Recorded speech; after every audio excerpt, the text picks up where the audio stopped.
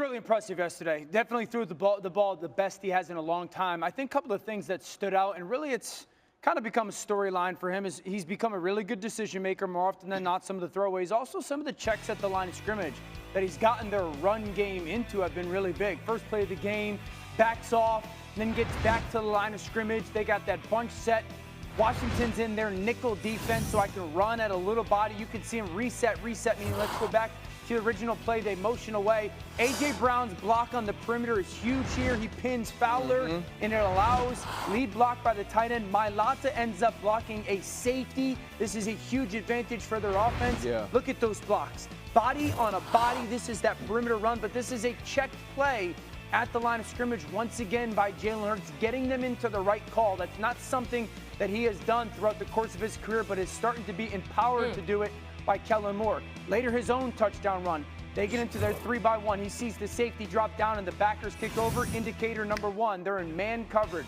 Nobody is accounting for me. Center, you go block the safety. Saquon, you go block the backer. Everybody else has got to be in coverage, and this is a really good job of him once again changing the player, audibling to the play at the line of scrimmage that is best first that look, and it's another touchdown. You got to give Jalen Hurts credit. I thought he played really well with the timing, but I do think his control of the line of scrimmage, it was really elevated this season. It was another part of yesterday.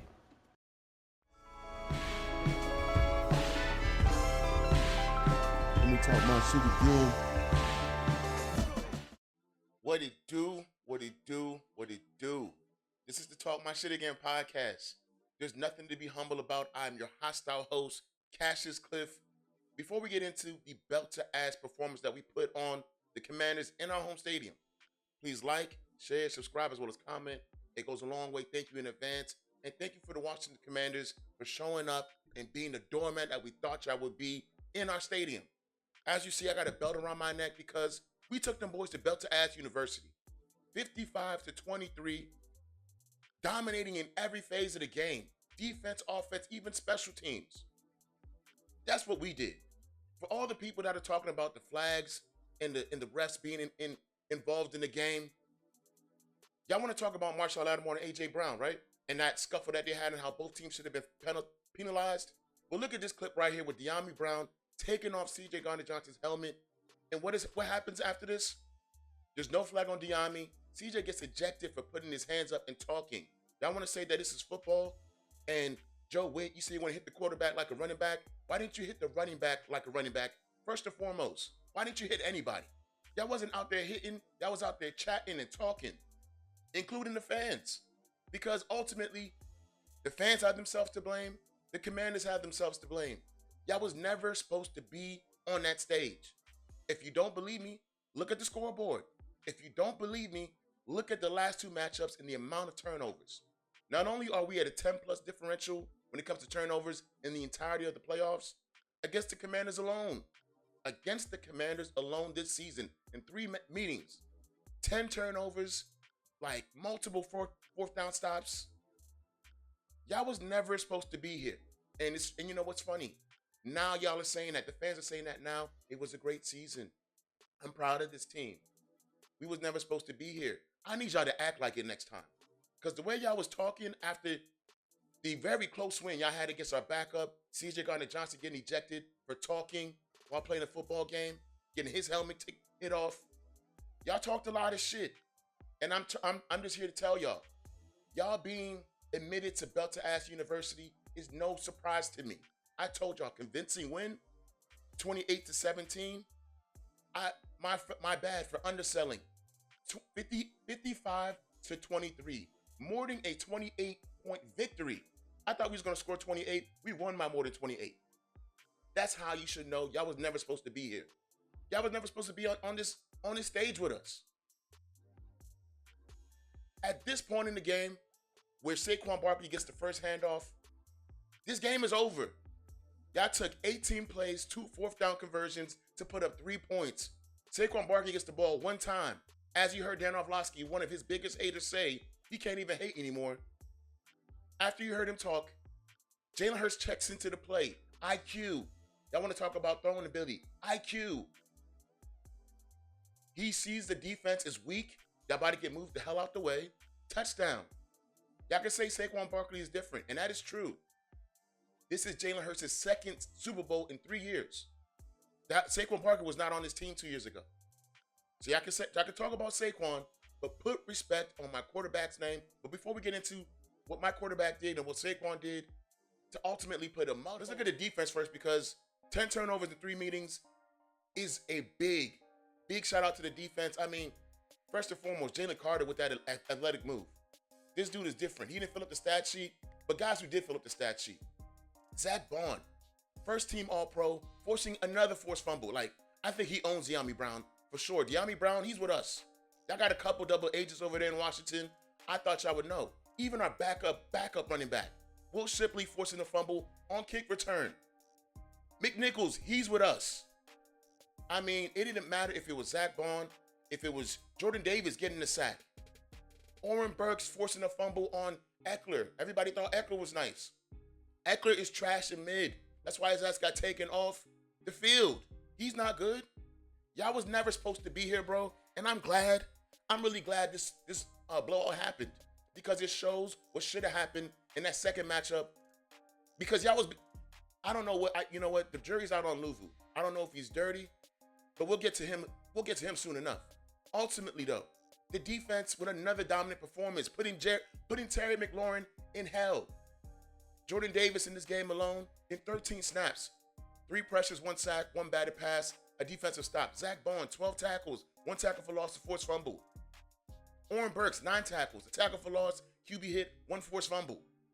Quinyon Mitchell against Terry McLaurin on 36 out of 48 routes ran. That is 75% of those snaps. 4 targets, 1 catch allowed for 7 yards, and an interception. Quinyon Mobay, you've been admitted. Terry McLaurin, welcome to Quinyon Mobay. And go ahead and hit the showers, bro. Go ahead and hit the showers. These dudes are never supposed to be on the field with us. The defense dominated yet again. Those 23 points. Come on, bro. 23-55. 18 in the first matchup, 36 in the second one, 23 in this one. Moving on to the offensive side of the ball, because obviously offensive dominant performance happened in this game to put up 55 on a divisional opponent. And that's the beauty of this as well. Saquon Barkley out the gate with a touchdown, 3 on the day, 15 carries for 115 yards, 118 yards, 3 touchdowns, 15 carries. I mean, complete dominant performance by Saquon, out the gate, touchdown, 3 on the day. These guys were just not ready up front on either side of the ball. We dominated the line of scrimmage. That's how you dominate a team. And speaking of dominant, unlike a lot of, football, we know it's one and done. There's no series. But going against a divisional opponent in the conference championship, that is best out of 3. Mind you, y'all have yet to beat Jalen Hurts this season. Y'all beat Kenny Pickett and, a couple backups here and there. Even Slay went out the game for a little bit. Y'all have not beaten Jalen Hurts. Put respect on my quarterback's name. But because when it comes to what he's done in this league, what Jalen Hurts did in the pocket this season, 76% completion. Excuse me, the postseason, in the playoffs, 76% completion, 394 yards, 3 touchdowns, 0 interceptions, 108 passing yard rated against the blitz. Because they said he can't pass from the pocket. They said he can't do anything against the blitz. 7-13, 116 yards, 0 touchdowns, 0 interceptions. But the golden boy, Jaden Daniels, who people said they trusted him more than an all-pro, a guy who's been to the Super Bowl before. Jaden Daniels, JD5. 2 of 6, 29 yards, 0 touchdowns, 0 interceptions, passer rating of 50. Y'all need to understand that y'all lack respect, y'all lack self-awareness, and y'all lack intellect. Don't ever put a rookie quarterback over a all-pro, Super Bowl appearing quarterback ever again in y'all lives, unless y'all want to look dense or dumb. I'm telling you, I'm not holding it back on anybody. Because A.J. Brown had a good day. Marshall Lattimore, I don't know what y'all traded him for to get cardio, to put on the number 23 jersey and to look good in a Commanders jersey. I don't know what the motivation was, but I couldn't see it on the field. I mean, destroyed. AJ owns Marshall Lattimore up here and on the field. For AJ, 96 yards on 6 catches, 8 targets, a touchdown. Smitty, 4 for 4, 45 yards. Dallas Goedert, a guy that y'all cannot do anything with. 7 to 8, 85 yards. Smitty with the toe tap. Kellen Moore, Kellen Moore. I mean, the way that he dialed this game up, he was in his bag. I need my man to get turned down for jobs more often because the efficiency of this offense, you got pop passes, jet sweeps, triple options. The fact that you see guys wide open, it goes to show. It doesn't matter if it's one-on-one, if it's schemed open. This team is too dynamic, just too good. We're in different weight classes. Y'all are featherweight, welterweight, whatever y'all want to call it. This is the heavyweight weight class in Philly. I tried to tell y'all, I tried to warn y'all. We are not Tampa, we're not Detroit. Y'all need to come with more respect, and y'all need to respect yourselves first and foremost. Because I tried to tell y'all, and y'all just acted ignorant. Willfully ignorant, and you know what? We're past that time. We're past that day and age. We're in the era of transparency. Either you be real with yourself or continue to lie. You can only lie to yourself at this point. You can't lie to folks like me. We see the truth, and it's right here in front of us. Y'all were never in this game. After Saquon Barkley scored, we never relinquished the lead. 55 to 23. Don't let anybody, Commanders fan, Eagles hater, even casual sports watcher tell you that this game was close at all. From the opening, after we got the ball, mind you, once we got our kickoff, because it took them 18 plays to put up 3 points, 2 fourth-down conversions. That's what that star-studded top 5 offense was doing against the number 1 defense. Again, number 1 defense in all of football showed up again on Sunday. But it took us one play. Yes, Saquon Barkley is an extraterrestrial. That dude's an alien. He's not from this planet. But as you heard, one of Jalen Hurts' biggest haters, Dan Orlovsky, say, it's between the ears with Jalen. He may not have the strongest arm. He may not even have the quickest and fastest legs. But the IQ and the intellect is on a different level. It's on an elite level. How else do you know how to check into plays and absolutely get the other side of the field railroaded? Unless you see it, recognize it, and execute it. That is what elite play looks like. Y'all dudes thinking that a Hail Mary or scoring against trash-ass defense is elite. Again, y'all can think what y'all want. 2 Super Bowls in 3 years says it all. Y'all conversations are really mute, and I can't even hear y'all. I can't. Because when you got guys like this coming to Philly, going to Hard Rock Cafe, thinking that with 30 people, they're going to take over the stadium and the city. Y'all, I mean, I'm going to bring it down even more. I'm going to bring down the volume on him because he's not saying shit. Much like the Commanders fans were doing all season. Y'all was talking, y'all beat Kenny Pickett, and it don't mean nothing right now. Because much like y'all said, it's 0-0 in the playoffs, right? Try 55 to 23. That ain't 0-0 no more.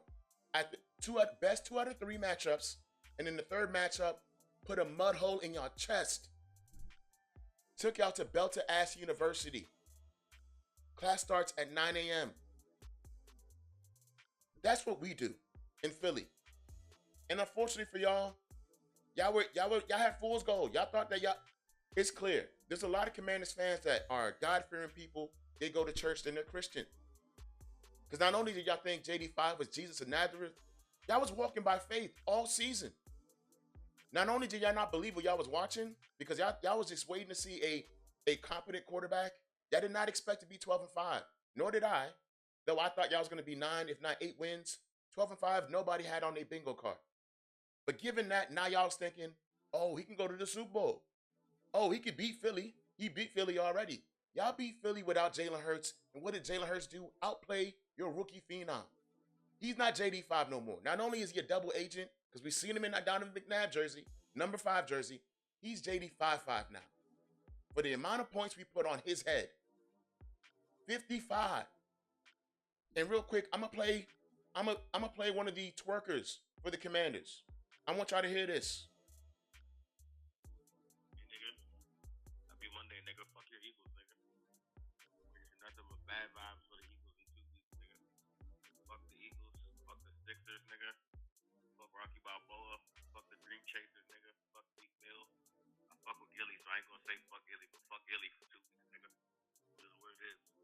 Wish Wishing nothing but bad vibes for your team, nigga. Hope you niggas lose by 30, nigga. Hope you niggas all cry. And that's what it is, bro. That's what it is, bro. You got haters that their own team couldn't get it done. Mind you, that is a Rams fan. So we took his ass to Belter University too. He's actually the one that opened the classroom for the Commanders. Because we took him to Belter University early this season, brought him back to our crib, took him back to class, and now he wanted to twerk for the Commanders, rooting for the Commanders in the conference game. And now he's moving on to the Chiefs now. I mean, you're talking about people that are whores and that are easy twerkers. People that could dance for Chris Brown